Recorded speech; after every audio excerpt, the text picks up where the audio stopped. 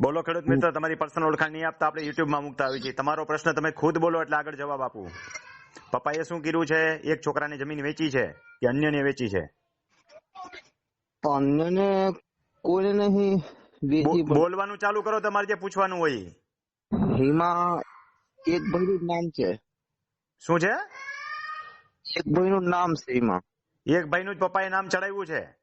ના એમ નહીં, ઓલા પહેલેના પિતાજી હતા ને એ ટૂંકમાં એને આખી વારસાઈ ચડાવી છે કે છોકરાનું નામ ચડાવ્યું છે? જે વાત હોય મંડન કરવા. એકનું જ નામ છે. બીજા છોકરાનું નામ નથી ચડાવ્યા?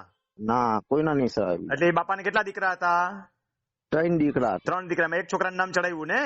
હા, એક છોકરાનું નામ છે. તો એને પ્રાંતમાં અરજી દાખલ કરે એટલે આરામથી થશે. દસ્તાવેજથી કર્યું છે કે એમને એમ કર્યું છે? દસ્તાવેજથી કર્યું સિવિલ કોર્ટમાં જવું પડશે, નહીં તો પ્રાંતમાં જઈ શકે. હા, દસ્તાવેજ કર્યું. દસ્તાવેજ રદ કરવાનો અધિકાર સિવિલ કોર્ટને જ છે.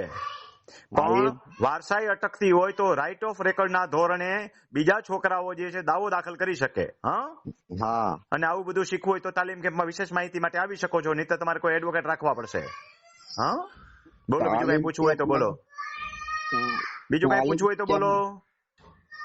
બીજું તો કોઈ પૂછવાનું નહીં. જવાબ મળી ગયો તમને? જવાબ મળી ગયો ને? સમજાઈ ગયો?